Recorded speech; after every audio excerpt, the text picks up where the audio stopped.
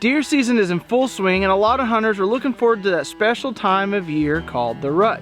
I want to tell you about a few key elements that I look for that help me spot the rut. Now, early season, the bucks are all bachelor grouped up. They were on that bedding to feeding pattern.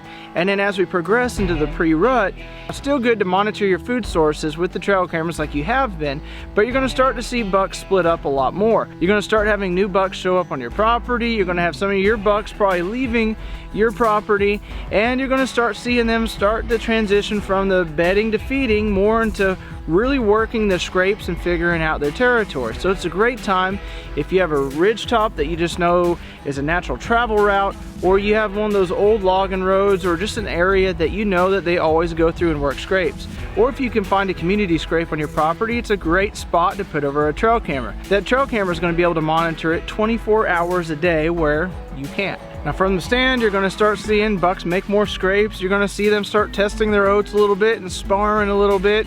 You're going to start to see the does get a little bit on edge because the younger bucks especially are going to start kind of pushing them a little bit, and they want nothing to do with them at this time. But as we get closer into the peak of the rut, you're going to see a huge transition on your cameras and from the deer stand. If you're spending a lot of time in the stand or watching your trail cameras pretty intensively, you're going to start seeing a lot of yearlings all by themselves. The does are pushing them away, especially if they're a button buck. In the peak of the rut, I've noticed that it's sometimes very hard to even find a mature doe in daylight hours or in the open anywhere.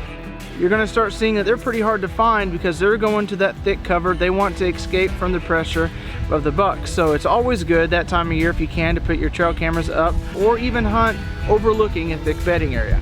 Now the bucks at this time are completely unpredictable, can be anywhere at any time, so it's good just to have as many trail cameras out as you can as possible. It's also a great time to utilize a cellular link camera because that's going to give you real life information as it comes in. Instead of waiting a week to go check it and see that a new buck has moved in on your hunting grounds, you can have it real time sent to your phone, know that that buck is in there or that buck is without a doe right now, and it's your time to get in the stand and make sure that you capitalize on that activity.